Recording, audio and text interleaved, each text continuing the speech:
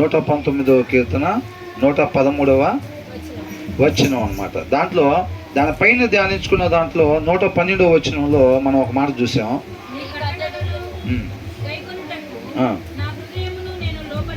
ఇక్కడ ఇంగ్లీష్లో మనం చూసాం ఏంటంట, my heart is set on keeping your decrease to the very end అని ఉంది. అంటే మై హార్ట్ ఈజ్ సెట్, తన హృదయం అంట తన శరీరం అనే ఫోన్లోకి వెళ్ళి ఒక సెట్టింగ్స్ బటన్ నొక్కాడని మనం మాట్లాడుకున్నాం. ఏంటంట, మై హార్ట్ ఈజ్ సెట్, తన హృదయాన్ని ఎలా సెట్ చేసుకున్నాడంటే ఆన్ కీపింగ్ యువర్ డిక్రీస్ అని, అంటే దేవుని వాక్యాన్ని అనుసరించటమే తన హృదయం యొక్క విధానంగా ఉండేటట్టుగా ఆ సెట్టింగ్స్ బటన్లో నొక్కున్నాడు. అవునా? దానికి మనం ఏమనుకున్నాం, ఒక మొబైల్లో incoming calls to the SIM 1 అని చెప్పి ఆప్షన్ మనం నొక్కామనుకోండి, ఎవరు ఫోన్ చేసినా సరే దేనికి వెళ్ళి సిమ్ 1కి వెళ్తాయా సిమ్ 2కి వెళ్తాయా?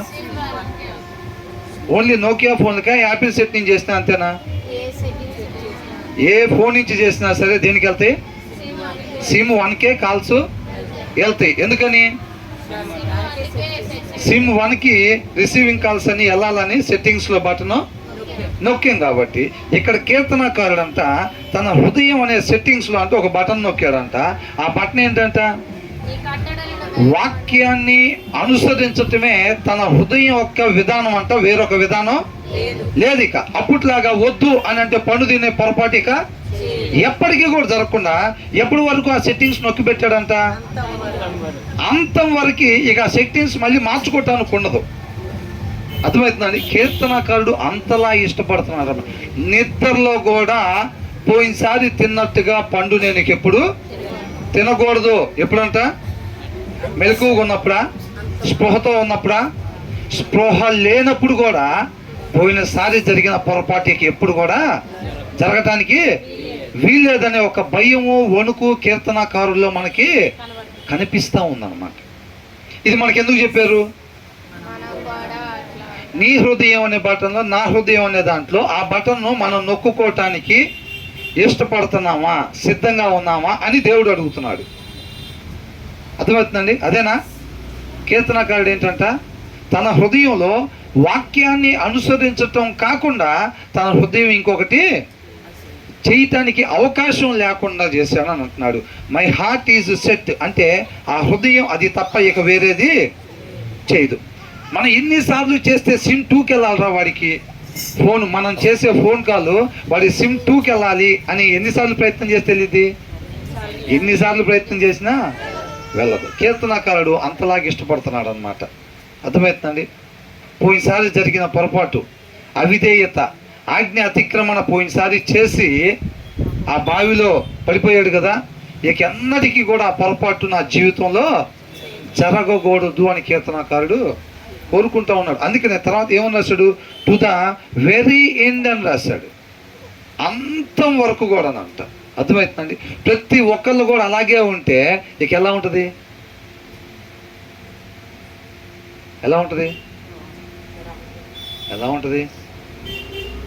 అందరూ తలకాయలు దించుకొని మౌనం పాటిస్తున్నారేంటి? నేను రాకముందు ఎవరైనా చనిపోతే తీసుకెళ్ళిపోయారా?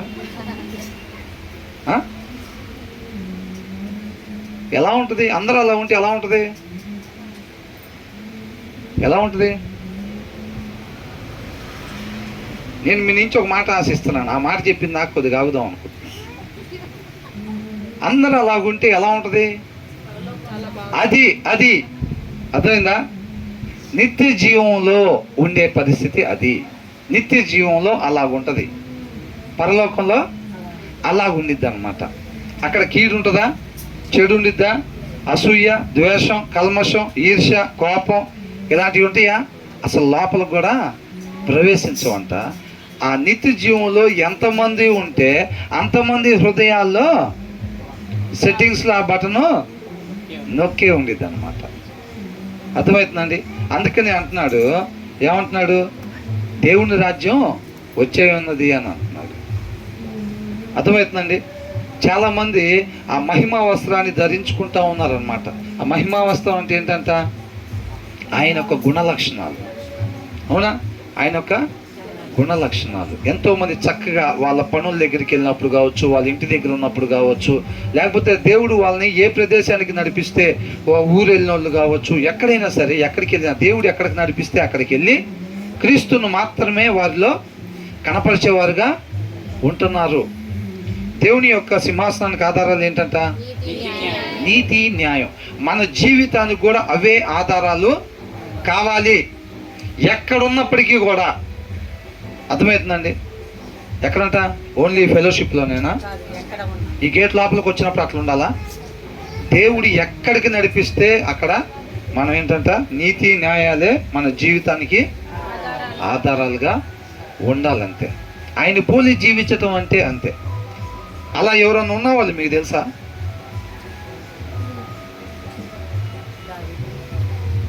దావీదు, ఇంకా యేసుక్రీస్తు ప్రభువారు. అదే ముందు నువ్వు చెప్పావులే. అర్థమవుతుందా? ఎవరంట? యేసుక్రీస్తు ప్రభువారు. అవునా కదా? ఆయన అలాగే జీవించాడా లేదా? అలాగే జీవించాడు. ఆయన మనకి మాదిరికరం అన్నమాట. కాబట్టి కీర్తనకారుడు పైన ఏమనంటున్నాడు? నీ వాక్యం నా పాదాలకి దీపం అంటున్నాడు. కాబట్టి అది ఎటు వెళ్ళాలి, ఎటు వెళ్ళకూడదో నాకు చూపించింది అంటున్నాడు. అది ఎటు వెళ్ళాలో చూపిస్తుంది. కాబట్టి నేను ఆ రీతిగా మాత్రమే ఉండాలని నేను ఒక తీర్మానం తీసుకున్నాను. ఆ తీర్మానం తీసుకోగానే ఇమ్మీడియట్గా నాకు బొకేలు, శాల్వాలు ఏమొచ్చినాయి? శ్రమలు బొకేలాగా, శాల్వాల్లాగా వచ్చేస్తాయి అంతే. నువ్వు నేను ఆ తీర్మానం, వాక్యాన్ని మాత్రమే అనుసరించాలనగానే ప్రమోషన్లు, పిల్లలు లేని వాళ్ళకి పిల్లలు పుట్టడం, డబ్బు లేని వాళ్ళకి డబ్బులు రావటం, అనారోగ్యంగా ఉన్న వాళ్ళకి ఆరోగ్యం రావటం, ఇవి వస్తాయా? నువ్వు నేను ఎప్పుడైతే ఆ తీర్మానం తీసుకోగానే ఏమొస్తాయి? శ్రమలు మనం పలకరించడానికి వస్తూ ఉంటాయి అన్నమాట. ఆ శ్రమలు వచ్చినప్పుడు అపవాది ఆశించేది ఏంటి? ఆ వెలుగు పోగొట్టుకోవాలి, ఆ సత్యాన్ని విడిచిపెట్టాలి అని చెప్పి అదే కోరుకుంటూ ఉంటాడు. అందుకని మన ముందు గుంతలు తీస్తూ ఉంటాడు. కీర్తనకారుడు ముందు కూడా గుంటలు తీశారా లేదా? గుంటలు తీశారు. కీర్తనకారుడు ఏమంటున్నాడు? ఎన్ని సమస్యలు పడుతున్నాడంట, ఎన్ని శ్రమలు పడుతున్నాడంట? ఐ హ్యావ్ సఫర్డ్ మచ్ అని అంటున్నాడు. 107వ వచనంలో ఉంది. ఎలా శ్రమ పెడుతున్నాడంట? లైట్గా పడుతున్నాడా? ఎలాగంట? మిక్కిలి అంటే ఏంటి? ఎన్నో వచనంలో తీర్మానం తీసుకున్నాడు? ఒక పావు గంటలు అయిపోయింది వాక్యం చదువుకోవటం అవలా.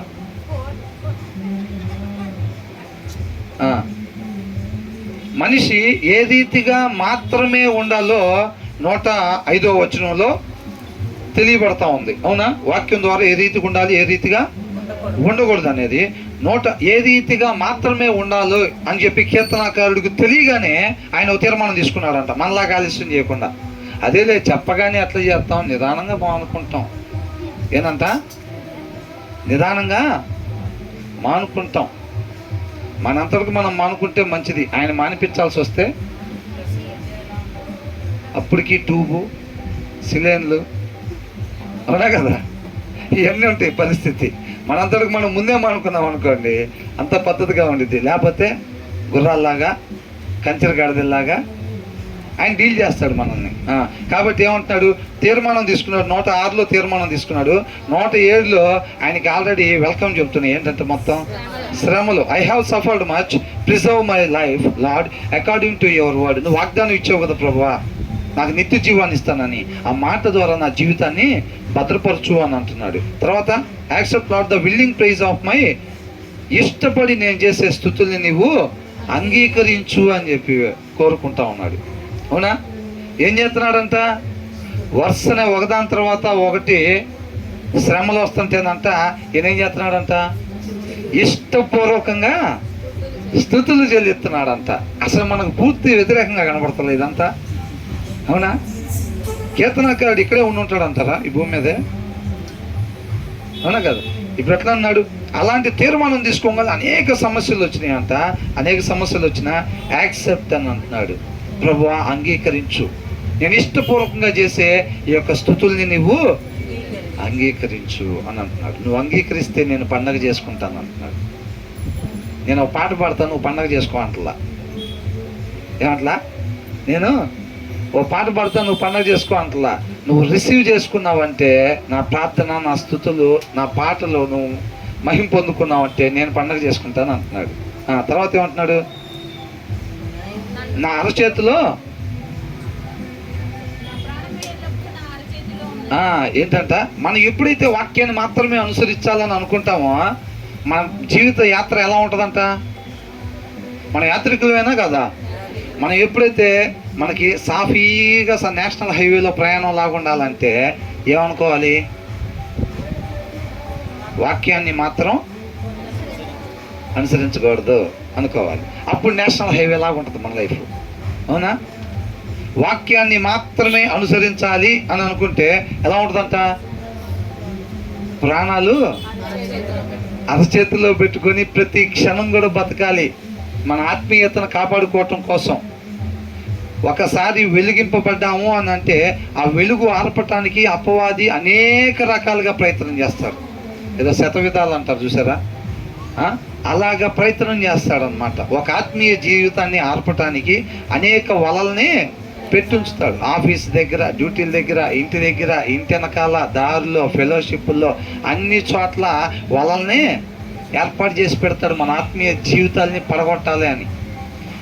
అపవాదికిలాగే మనం కూడా వెలుగు లేకుండా జీవించాలి. నిత్య నరకాగ్నికి రేపు అపవాదితో పాటు ఉండాలి.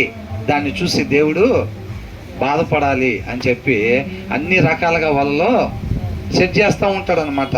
కాబట్టి ఆ విషయాన్ని తెలిసినప్పుడు అర్థమవుతున్నాడు. దేవునితో తగిన సమయం గడిపినప్పుడు ఏమైందనంటే దేవుని యొక్క ఆలోచనలు కనుగొనేవారుగా ఉంటాం అన్నమాట. చాలామంది దేవుడు ఏదో నేర్చుకోవాలని మనకు ఒకటి ప్రవేశపెడతాడండి, ఒక పరిస్థితిని. ఏంటో నాకు ఇట్లా జరిగింది, అసలు రావాల్సింది కాదు ఇది, నేను సరిగ్గా ఉండలేదు అనుకుంటా అని అనుకుంటాం, అపార్థం చేసుకుంటాం. మనం ఏదో తెలుసుకోవాలని చెప్పి దేవుడు ఒక పరిస్థితిని మనకి ప్రవేశపెడతాడు. ఆయన ఆలోచనలను ఎరిగే వారిగా మనం ఉండాలన్నమాట. ఆయన ఆలోచనలు ఎరిగి దాని ప్రకారంగా మాత్రమే మనం నడుచుకునేవారుగా ఉండాలి. అది దేవునితో నడవటం అంటే అనమాట. ఏమంటున్నాడు? మన ముందు వెలిగింపబడ్డాము, మన ఆత్మీయ జీవితాలు వెలుగుతున్నాయి అంటే ఒకటే గుర్తు. కొవ్వొత్తి పైన లైట్ ఉంది అని అంటే దాని ముందు వల ఉంది అని గుర్తుపెట్టుకోవాలి. అర్థమవుతుందండి? సాఫీగా సాగిపోతున్నానంటే మనం సరిగ్గా ఉండలేదని అర్థం, కంఫర్ట్ భక్తి చేస్తున్నాం అని అర్థం, ఉండాల్సిన రీతిగా మనం ఉండట్లేదు అని అర్థం.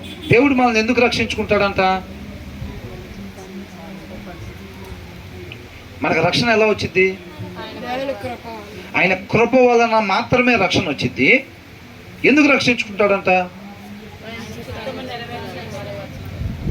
ఇంకా ఇంకా ఆయన ఒక్కడే ఉంటాను భయమా? నిత్య జీవనం ఏమన్నా ఆయనతో పాటు ఉంటాను. ఇంకా తండ్రితో పాటు ఉంటాను కంటే ఇంకా ఆయనకి ఇష్టం లేదు. ఇంకా ముందుగా మన ద్వారా దేవుడు చేయాలి అని అనుకునే సత్క్రియలు మనం చేయటం కోసం ఆయన మనల్ని రక్షించుకుంటాడు అని ఉంది. రక్షణ దేవుని కృప వల్ల మాత్రమే వచ్చింది. ఆయన ఎందుకు రక్షించుకుంటాడంటే ముందుగా మనం ఏదైతే సత్క్రియలు చేయాలి అని చెప్పి దేవుడు ఆలోచన చేసుకున్నాడో ఆ సత్క్రియలు చేయటం కోసం దేవుడు మనల్ని రక్షించుకుంటాడంట. కాబట్టి రక్షణ అనేది స్టార్టింగే కానీ ఎండింగ్ కాదు. రక్షణ అనేది మొదలు. వన్స్ ఒకసారి ఆయన్ని రక్షకుడిగా అంగీకరించిన తర్వాత అప్పటి నుంచి మనం పనులు మొదలవుతాయి. ఆయన కృపను బట్టి మన పట్ల ఆయనకున్న ఉద్దేశాన్ని నడిపిస్తూ ఉంటాడు. మనం ఎక్కడెక్కడికి వెళ్ళి ఏం చేయాలి, ఎవరితో ఏం మాట్లాడాలి, ఎవరిని రక్షణలోకి నడిపించాలి, ఆత్మీయంగా బలపరచాలి, ఎవరిని కౌన్సిలింగ్ చేయాలి, ఇలాంటివన్నీ కూడా దేవుడు ముందుగానే ఇష్టపడి ఉంటాడు.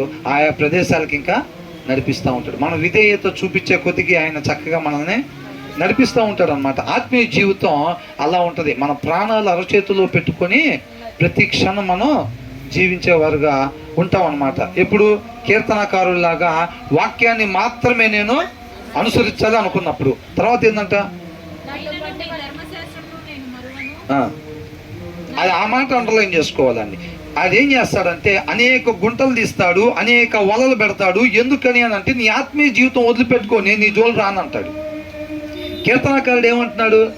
నేను మిక్కిలి శ్రమలు గుండా వెళ్తున్నా, అయినా సరే నేను నీ వాక్యాన్ని మాత్రం విడిచిపెట్టను అని అంటున్నాడు. అది అపవాదికి పడింది. అర్థమవుతుందా? నీ ముందు ఆ గుంట తీసి పెట్టాను, అక్కడ నీ ఆత్మీయ జీవితం ఆరిపోవాలి.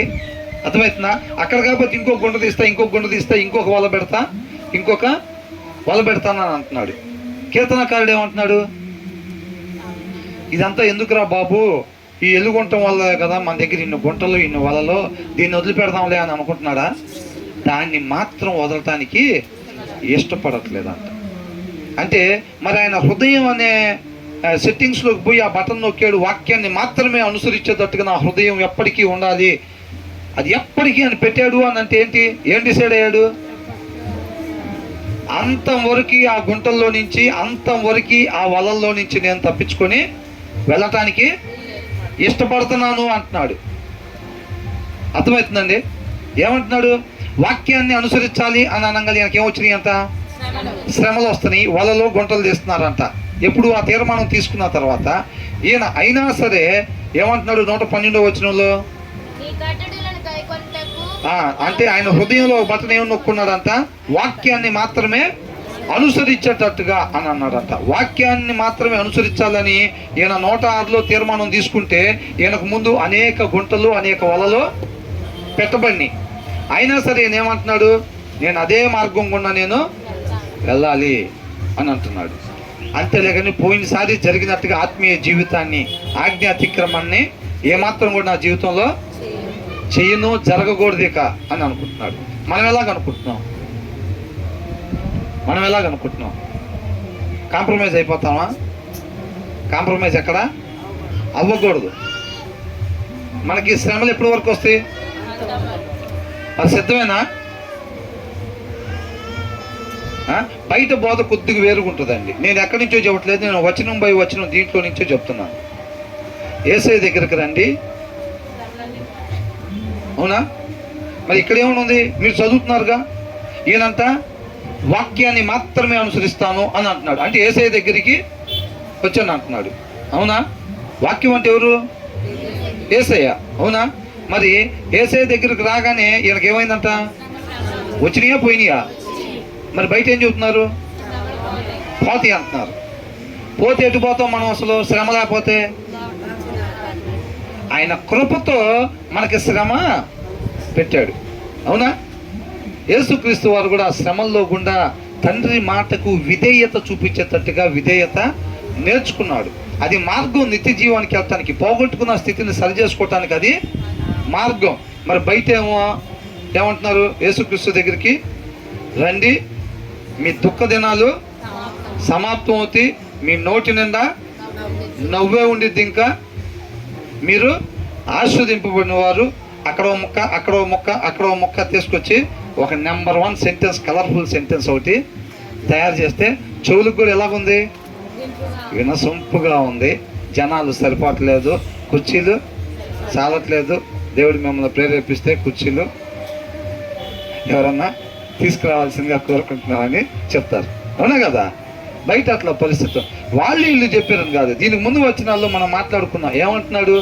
నేను వాక్యంలో నుంచి తొలగిపోను, ఎందుకనంటే నువ్వే నాకు వాక్యాన్ని నేర్పిస్తున్నావు అని చెప్పాడు అనమాట. అర్థమవుతుందా?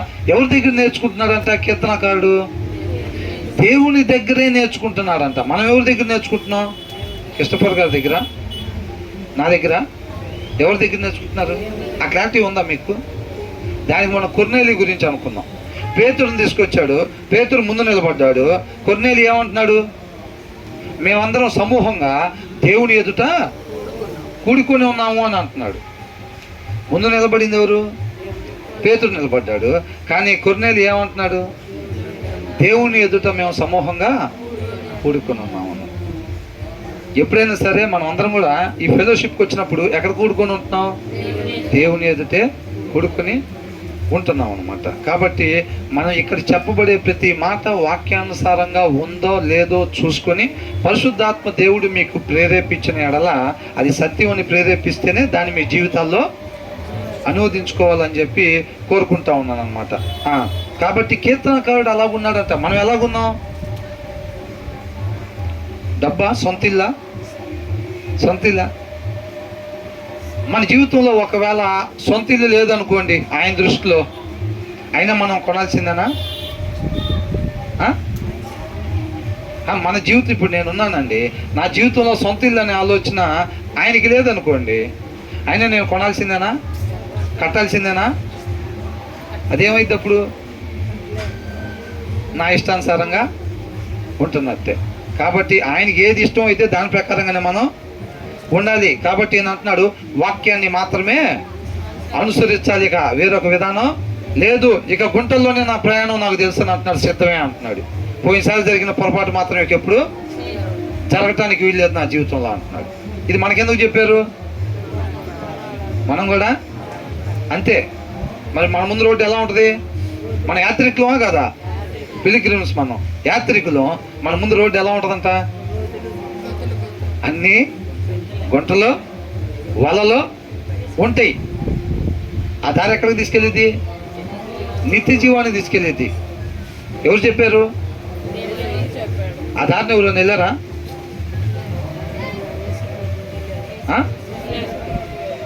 యేసు ప్రభు వెళ్ళారు. మీరు చూసారా? విశ్వాసంతో చూసారా? విశ్వాసంతో చూసారా? దగ్గరకు ఉన్నట్టే నిత్య జీవానికి. అవునా? విశ్వాసంతో చూస్తే దగ్గరకు ఉన్నట్టే. తర్వాత ఏమంటున్నాడు 113లో? I hate double minded people అని అంటున్నాడు. కొంతమంది ఎలా ఉంటారు? అసలు ఇక్కడ ఉన్నప్పుడు మాత్రం ఏం లేదు, ఇక బాప్తీసాలు ఇస్తున్నట్టే దర్శనాలు వస్తూ ఉంటాయి. ఎలాగా? ఇక్కడ ఉన్నంతసేపు అసలు చెమట తుడుచుకోవడానికి కూడా ఖాళీ లేకుండా బాప్తీసాలు నేలలో ముంచి లేపుతున్నట్టే ఒక తర్వాత ఒకరికి. అట్లా ఉండేది పరిస్థితి. బయటికి పోతే ఆఫీస్కి బాగా ఆఫీస్లో చూసి ప్రమోషన్ కొట్టాలి ఎలాగైనా. పనికి వెళ్దాం అనుకోండి, ఎలాగైనా నెక్స్ట్ లెవెల్కి జీతం పెరగాలి. ఇక అక్కడికి పోతే అక్కడ ఆలోచనలు, ఇంకో దగ్గరకు పోతే ఇంకొక ఆలోచనలు. కొద్దిసేపు ఏమో మన ఇష్టం, కొంచెం సేపు ఏంటి బుధవారం, శుక్రవారం, ఆదివారం ఆయన ఇష్టం. అదేనా? అట్లా ఉండకూడదు అని అంటున్నాడు. ఏమంటున్నాడు? I hate double minded people అని అంటున్నాడు. కీర్తనకారుడు ఎట్లున్నాడు? ఆయన హృదయంలో సెట్టింగ్స్ ఎట్లా పెట్టుకున్నాడంట? ఎయిదర్ సిమ్ 1 ఆర్ సిమ్ 2 అని పెట్టుకున్నాడా? Only SIM 1. సిమ్ 2 అనేది ఇక లేదు, నా జీవితంలో ఉండకూడదని ఇష్టపడుతున్నాడు ఆయన. అవునా? కాబట్టి ఈయన అంటున్నాడు, ద్విమనస్కులు, రెండు రకాలుగా ఆలోచన చేసేవాళ్ళు. అటు ఆత్మీయంగా అంటారు, మళ్ళీ ఇటు లోక సంబంధంగా. రెండు చోట్ల చక్రాలు తిప్పాలని అనుకుంటారు చూసారా? అట్లాంటి వాళ్ళు ఏం చేస్తాడంట? ద్వేషిస్తున్నాడంట. అంటే దేవుడు కీర్తనకారుడి ద్వారా మనతో మాట్లాడుతున్నాడు అంటే దేవుడు ఉద్దేశం ఏంటి? మనం రెండు మనసులు కలిగి ఉండాలా? ఒక్క మనసా? ఒక్క మనసే. ఆ మనసు ఏమై ఉండాలి? ఆయన చిత్త ప్రకారంగా, ఇక మీద నా కొరకు కాకుండా ఆయన కొరకు మాత్రమే జీవించేవాడిగా. అవునా కదా? ఇక మన సిమ్ 2 అనేది మన జీవితాల్లో కూడా ఉండకూడదు. I hate double minded people but I love your law అంటున్నాడు. ఈయనకి ఏంటంట? ఏంటి ప్రియమైందంటే ఈయనకి నీ వాక్యం అంటే నాకు ప్రేమ, ఇష్టం, ప్రియమైనది అని అంటున్నాడు.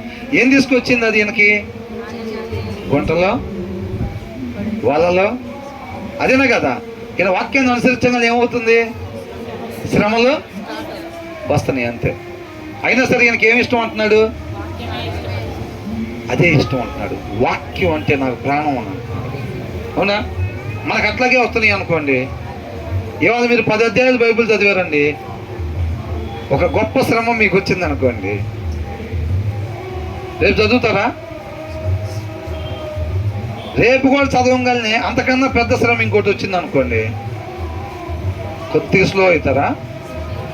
బైబిల్ తీస్తే ప్రాబ్లం అవుతుంది ఏందో కానీ అనుకుంటారా? కీర్తనకారుడు ఏమంటున్నాడు?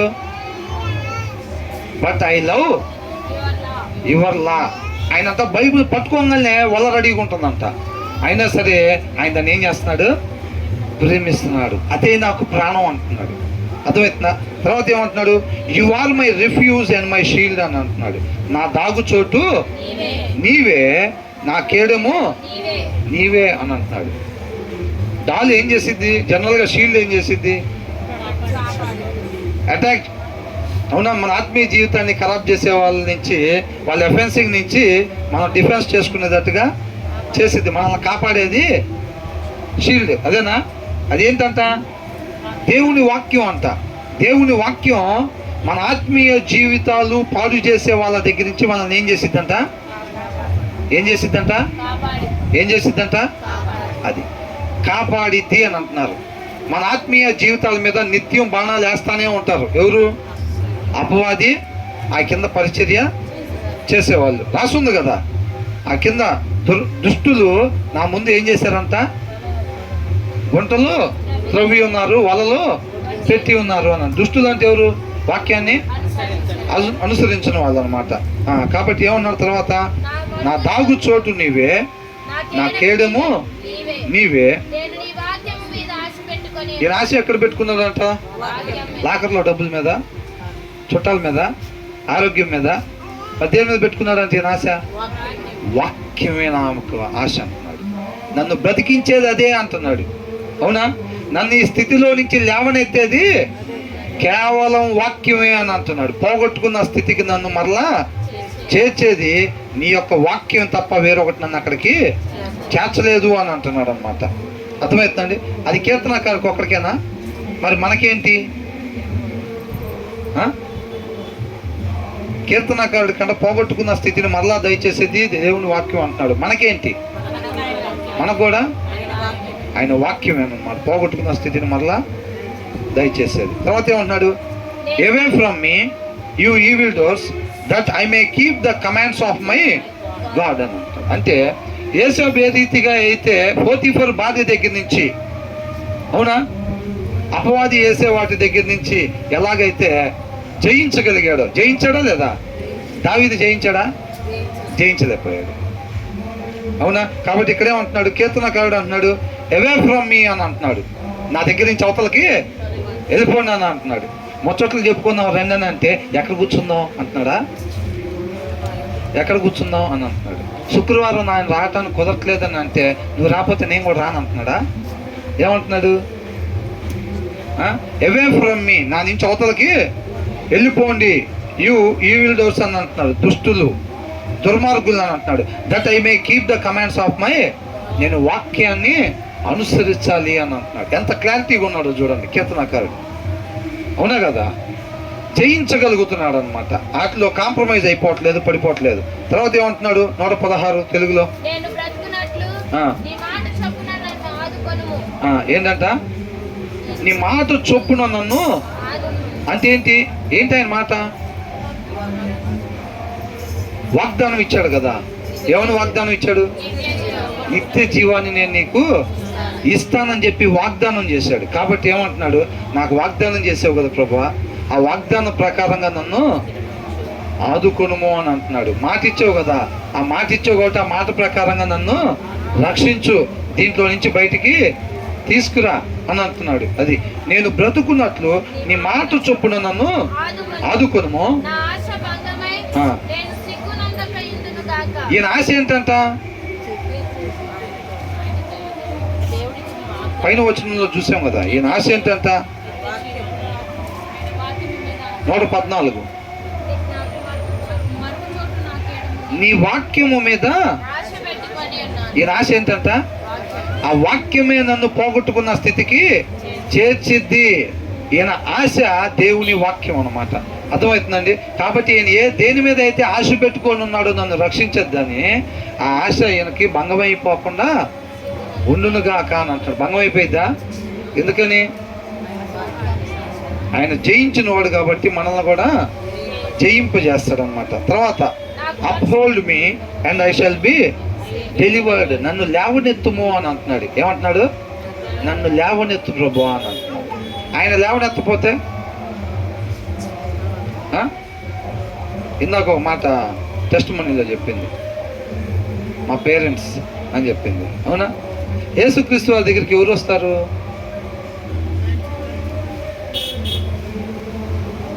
యేసుక్రీస్తు వారి దగ్గరికి ఎవరు వస్తారు? ఎలాగొస్తారు?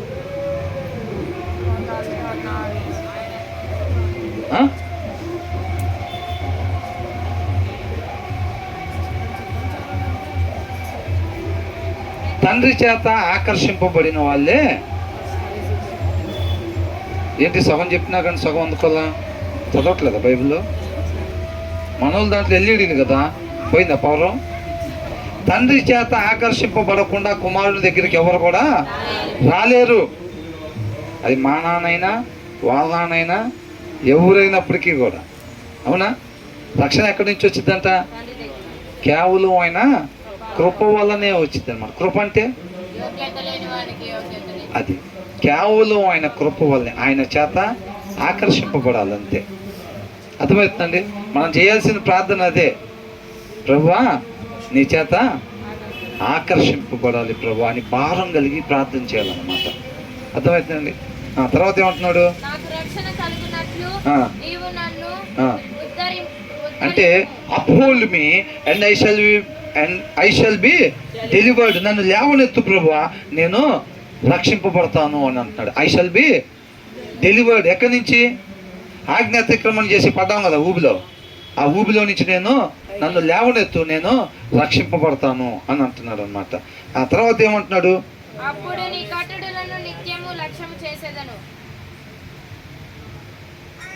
ఎన్నోది? I shall always have regard for your decrees అని అంటున్నాడు. అంటే ఐ షల్ ఆల్వేస్ అంటే ఏంటి? ఎప్పుడెప్పుడు?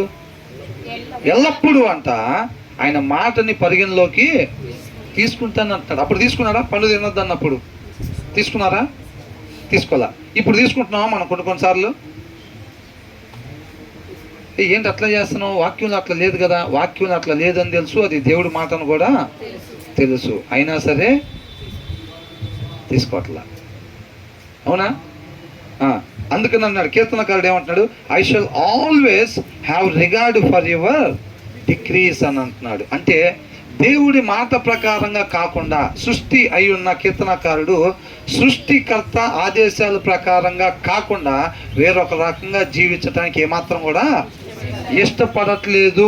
అలా నేను ఎప్పుడు కూడా జీవించకుండా నీ కృపని నాకు దయచేయమని చెప్పి మొరపెట్టుకుంటా ఉన్నాడు కీర్తనకారుడు. మన మొర్ర ఏమైంది? అదే ఉందా? మాకు లిస్టులో చాలా ఉన్నాయి బ్రదర్.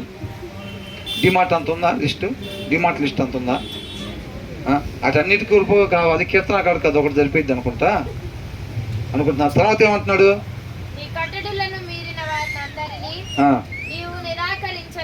ఏం చేస్తాడంట? ఈ మాట అండర్లైన్ చేసుకోవాలండి ప్రతి ఒక్కళ్ళు. ఏంటంటే అది you reject all who stray from your decrease. తెలుగులో ఏమనుందంట? అంటే నీ వాక్యాన్ని మీరిన వారిని అందరినీ. మరి ఇప్పుడు ఆయన ప్రార్థన చేస్తే, ఆయనకి దండం పెట్టి, ఆయనకి 2 పాటలు పాడి, ఆయన చెప్పింది చేయలేదు అనుకోండి, మరి అప్పుడేమైంది? ఏం చేస్తాడు? అంగీకరిస్తాడా? నిరాకరిస్తాడా? నిరాకరిస్తాను అని అంటున్నాడు. ఏంటంట? నీ వాక్యాన్ని మీరిన వారినందరినీ నీవు నిరాకరించుదువు, వారి కపటాలోచన మోసమే. కపటాలోచన అంటే ఎవరైనా వాక్యాన్ని ఎందుకు మీరుతారు అని అంటే ఒక భ్రమ కలిగింది. దానికి మనం ఏమనుకున్నాం? ఎండమావులు. ఇప్పుడు అక్కడ ఫర్ ఎగ్జాంపుల్ వాటర్ లాగా కనపడితే అక్కడ మనకు వాటర్ ఉన్నాయని చెప్పి మనం రోడ్డు దిగుతాం. రోడ్డు దిగగానే వాడికి కావాల్సిన ఏంటి? అపవాదికి మనం రోడ్డు దిగటమే కావాలి, సత్యాన్ని మేరటమే కావాలి, ఉండాల్సిన రీతిగా ఉండకుండా ఉండటమే కావాలి. ఒక భ్రమ కలిగిస్తాడు అనమాట. అవునా? అవ్వకు ఒక భ్రమ కలిగించాడు. ఏమని? ఏదైనా తినొద్దని చెప్పాడా? అవును, మేము ఇది తినకూడదని అంటే ఏం చెప్పాడు? ఏం కాదు, మీరు అది తింటే దేవుళ్ళలాగా అయిపోతారని చెప్పాడు. అవునా? కాబట్టి ఇక్కడేమిచ్చారు? తెలుగు దాంట్లో దేవతలు అని ఇచ్చారు. దేవతలు అని అంటే ఏంజల్స్ కాదు, గాడ్. వీళ్ళు ఇప్పుడు విగ్రహాలు పెట్టుకుంటారు కదా, వాళ్ళు దేవతలు అని పిలుచుకుంటారు కదా. ఇప్పుడు బయలు దాన్ని ఏమంటారు? దేవత అని అంటారు. అట్లా అనమాట. దేవదూతలాగా కాదు, దేవుళ్ళు లాగా అయిపోతారు. ఇంగ్లీష్లో గాడ్స్ అని ఇచ్చాడు. అవునా? అంటే ఏం కలిగించాడు? వీళ్ళు పండు తిన్నారు, అయిపోయాడా దేవుడుగా? అంటే ఏం కలిగించాడు? భ్రమ కలిగిస్తాడు. అవునా? బిలాంతో కూడా ఏం చెప్పాడు? నువ్వు రానని చెప్పొద్దు, నువ్వు ఖచ్చితంగా రావాల్సిందే, నీకు ఏది కావాలంటే అది ఇస్తా అనగానే ఒక్కసారి ఇట్లా పైకి చూసుకున్నాడు. ఇక బిలాం అనగానే రాజ మార్తాండ, మన బిలాం గారు ఏం చేస్తున్నారు అన్నట్టుగా ఉంటుంది అనుకొని భ్రమ వచ్చేసింది. అవునా? భ్రమ వచ్చిందా? రాలేదా? మరి దేవుడి దగ్గరికి వెళ్ళగానే దేవుడి దగ్గరికి వెళ్ళగానే అయితే ఆగండి మళ్ళీ ఒకసారి అడుగుతానని అన్నాడు. ఏమన్నాడు? ఏది కావాలంటే అది ఇస్తారా? ఇందాక నాకు సరిగ్గా వినపడలేదు మీ వాళ్ళు చెప్పినప్పుడు. అయితే ఇవాళ రాత్రి కూడా ఇక్కడ ఉండండి, నేను మళ్ళీ అడుగుతాను అయితే ఒకసారి అని అన్నాడు. అడగంగానే ఏమైంది? ఆకాను కూడా ఏమనుకున్నాడు? యెహోషువ చెప్పాడు దాన్ని ముట్టుకోబాకండి అని అన్నాడు. ముట్టుకోబాకండి అని అన్నాడు. ముట్టుకోబాకండి అని అంటే ఆకానికి ఏమనిపించింది? ఆ దొంగతనం చేసి దాచిపెట్టుకుంటే లైఫ్లో సెటిల్ అయిపోవచ్చు అని చెప్పి ఏం కలిగింది? భ్రమ కలిగింది అనమాట. ఆ భ్రమ కలంగా ఏం చేశాడు? ఇప్పుడు యెహోషువ చెప్పింది ఎవరి మాట? దాన్ని మీరు ముట్టొద్దు, అది దేవుని ధనాగారంలో అక్కడ ఉన్న బంగారం కానీ అదంతా అక్కడ పెట్టాలి అని యెహోషువ చెప్పాడు. ఎవరి మాట అది? ఎవరి మాట? దేవుని మాట. అది ఆకానికి తెలుసా లేదా? యెహోషువ మాట్లాడేది దేవుడు మాట అని చెప్పి ఆకానికి తెలుసు. ఇవాళ నేను మాట్లాడేది దీంట్లో ఉంది కాబట్టి. అవునా? అవునా? కాబట్టి ఆకానికి ఏమైంది? అది దేవుడు మాట అని తెలిసినా ఏమైంది? దాన్ని తీసి దాచిపెట్టుకున్నాం అంటే తర్వాత అమ్ముకుంటే లైఫ్లో సెటిల్ అయిపోవచ్చు అని ఒక భ్రమ కలిగింది అనమాట. ఆ భ్రమకి వీళ్ళు ఏం చేస్తారు? న్యాయాన్ని మీరతారనమాట, అన్యాయంగా చేస్తారు. అంటే ఏం చేస్తాడంటే ఒక భ్రమని కలిగిస్తాడనమాట. అందుకని ఇక్కడ డిల్యూషన్స్ అని రాశాడు. ఏమని రాశాడు? You reject all who stray from your decrease. నీ వాక్యాన్ని మీరి ఎందరైతే ఉంటారో వాళ్ళందరినీ కూడా రేపు నువ్వు నిత్య జీవంలోకి తీసుకోకుండా నిరాకరిస్తావు అని ఉంది. అవునా? అట్లా రాశారు. For their delusions come to nothing అని అంటున్నాడు. నువ్వు దేనికోసం ఆశపడి వాక్యాన్ని మీరావో అది నీకు దేనికి పనికిరాదు, నీ నాశనానికి అది కారణం అయిద్ది అని అంటున్నాడు. ఎవరైనా సరే ఆ వాక్యాన్ని మాత్రమే అనుసరించటం అనే రోడ్డు ఎందుకు దిగుతారు? వాళ్ళు పెట్టే కలర్ఫుల్ లైఫ్ ఏదో ఉంటుంది, దానికోసం అని చెప్పి వాళ్ళు ఆ రోడ్డు దిగుతారు. దిగిన తర్వాత అది ఏమి మళ్ళీ కాపాడేదిగా ఉండదు అని అంటున్నాడు. కాబట్టి ఎలా ఉంటాయి అంట? ఎండమావుల్లాగా ఉంటాయి. నీళ్ళు అనుకొని ఏదో వచ్చేసిద్దని చెప్పి మనం అక్కడి నుంచి దిగిపోతాం. అర్థమైందండి? తర్వాత ఏమంటున్నాడు? ఏం చేస్తాడంట తర్వాత? All the wicked of the earth who discard like dross అని అంటున్నాడు. You discard like dross. ఏంటంటే 119 భూమి మీద ఉన్న భక్తిహీనులందరినీ. భక్తిహీనులు అంటే ఎవరు? శుక్రవారం రానోళ్ళ? మరి వచ్చి ఆయన మాట ప్రకారం ఉన్నోళ్ళు వాళ్ళెవరు? వాళ్ళు కూడా భక్తిహీనులే. అవునా? వాళ్ళందరిని ఏం చేస్తాడంట దేవుడు? వాక్య ప్రకారం ఉన్న వాళ్ళని దేవుడు ఏం చేస్తాడంట? మస్ట్ వలే మొత్తాన్ని ఏం చేస్తాడంట? మన చెత్తను ఏం చేస్తాం? లాకర్లో పెట్టుకుంటామా? తీసుకుని వెళ్ళి మరి ఎక్కడ పెడతాం? తీసుకుని వెళ్ళి బయట పడేస్తాడు. బయట పడేసి ఏం చేస్తారు? కాల్ చేస్తారు. దేవుడు కూడా ఏం చేస్తాడంట? గోధుమల వరకు తీసుకొని మిగతా వాటిని తీసేసి ఏం చేస్తాడంట? కాల్ చేస్తాడంట ఆ పొట్టుని. అవునా? ఆ మస్ట్ అంట. అంటే ఏంటది? వాక్యాన్ని అనుసరించిన వాళ్ళు ఎవరైతే ఉన్నారో వాళ్ళకి పెట్టబడిన పేరు అనమాట. అది ఏం పేరు? మస్ట్ వలే కాల్ చేస్తారంట. అంటే చెత్తతో సమానం అని అంటున్నాడు. అర్థమవుతుందా? ఎవరు? వాక్యాన్ని అనుసరించిన వాళ్ళని అని అంటున్నాడు. తర్వాత ఏమంటున్నాడు? మస్ట్ వలే లయపరుచుదు కావున. కీర్తనకారుడు ఏమంటున్నాడు? అందుకని నీ శాసనములు నాకు ఇష్టమైనవి. నేను ఆ చెత్తలాగా ఉండకుండా, కాలిపోయే వాళ్ళలాగా ఉండకుండా నన్ను చేసేది నీ వాక్యమే, నన్ను రక్షించేది నీ వాక్యమే. అందుకనే అవి నాకు ప్రియమైనవి అంటున్నాడు. తర్వాత లాస్ట్ ఏమంటున్నాడు?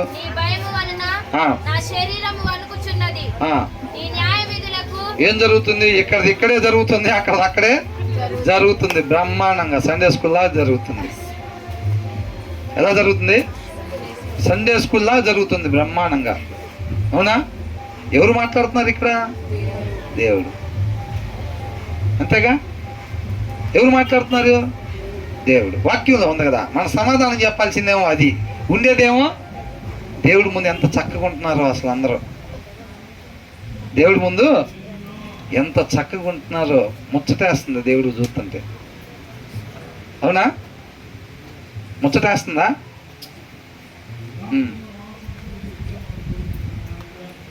ఇక్కడేమంటున్నాడు? నీ భయము వలన, నీ భయం వలన అంటే నా శరీరం వణుకుతుంది అంటున్నాడు. ఒకవేళ కీర్తనాకారుడు ఇక్కడ ఉంటే కుయిక్కుమనకుండా ఇటువైపే చూస్తూ ఉండేవాడేమో, అవునా?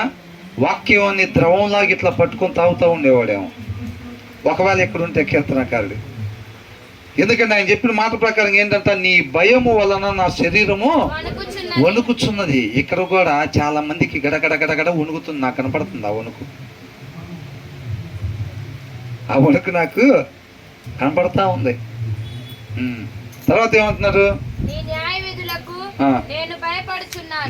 విధులకు నేను భయపడుచున్నాను అని అంటున్నాడు. ఇంగ్లీష్లో ఏమని ఇచ్చాడు?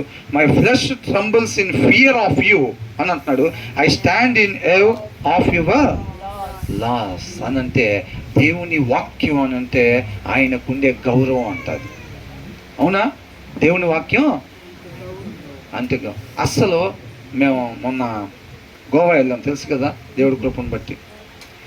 పిన్ డ్రాప్ సైలెంట్, అసలు పిన్ డ్రాప్ సైలెంట్. అందరు ఫెలోషిప్కి వస్తున్నారు పొద్దున్నే 6ంటికి వస్తున్నారు. అసలు మేము చిన్న కాలు కింద పెడితే వెనక్కి తిరిగి చూసే పరిస్థితి అందరం. అట్లా ఉంది అసలు పెద్ద చర్చి. అదేమో ఇంత రావట్లేదు సౌండ్, అసలు కామ్గా వస్తున్నారు. అంత సైలెంట్గా ఉంది అసలు. అక్కడ వర్షిప్ జరిగిద్దండి ఇక్కడ అని అంటున్నాడు. ఇప్పుడు వర్షిప్ జరిగిద్ది, గొడవ చేయకూడదు అంటున్నాడు. మనం చెప్తున్నారు కదా బ్రదర్, ఇక్కడ దాకా వేసుకొని వస్తే లోపలికి ఎల్లో ఉండదండి దీంట్లోకి అని అంటున్నారు. నేనన్నాను, సరే అక్కడ దాకా పోయాం కదా, లోపలికి వెళ్దాంలే అని చెప్పి, మాకు ఫుల్ హ్యాండ్స్ ఉన్నాయి కదండి, మేము పర్వాలేదు వెళ్ళొచ్చా అన్న. అది అన్నారు, మీరు వెళ్ళటానికి వెళ్ళొచ్చు, మొత్తం అయిపోయిన దాకా ఇక్కడే ఉంటారా అని నావా. మొత్తం అయిపోయిన దాకా ఉండవండి, మేము వెళ్ళిపోవాలి. అయితే వద్దని చెప్పినాము. మధ్యలో డిస్టర్బెన్స్ అన్నారు లేదా, మధ్యలో డిస్టర్బెన్స్ అయింది మిగతా వాళ్ళకి. మధ్యలో వెళ్ళేటట్టయితే మీరు లోపలికి రావద్దని చెప్పేసింది, మొహమాటం లేకుండా. ఒకే ఒక్క మాట పెళ్ళుమని కొట్టినట్టయింది నాకైతే. ఇంకేం మాట్లాడలేదు. అయితే మేము రావలేండి, ఎందుకు మేము వచ్చినా కానీ మళ్ళీ ఖచ్చితంగా లెగుస్తాము, మీరు అన్నట్టుగా మిగతా వాళ్ళకి డిస్టర్బెన్స్ అయింది. అయితే వద్దులేండి మేము రావలే అని చెప్పి వెనక్కి, ఇంకేం మాట్లాడలేదు, ఇంకా వెనక్కి తిరిగి వచ్చేసాం. అర్థమవుతుందండి? మరలా ఈ వచనాలు మనం ధ్యానించుకోవాలని అంటే మళ్ళీ ఎప్పటికైద్దో, మనం పోయే స్పీడ్కి వారానికి 2 లేదా 4 వచనాలు, అవునా? మరి అలాంటప్పుడు మనం పోయే స్పీడ్కి మరలా ఈ వచనాల దగ్గరికి రావాలని అంటే ఎప్పటికైద్దో తెలియదు. యెహోవా దొరికే టైంలోనే మనం వెతకాలి అని అంటున్నాడు. కాబట్టి ఇంటికి వెళ్ళిన తర్వాత మరలా ఒకసారి ఈ 6 వచనాలని ప్రతి ఒక్కరు కూడా చదువుకొని దాని ప్రకారంగా కీర్తనకారులాగా మనం కూడా దేవుడిని పోలి జీవించాలి అని కోరుకుంటా ఉన్నాను. దేవునికి మహిమ కలుగును.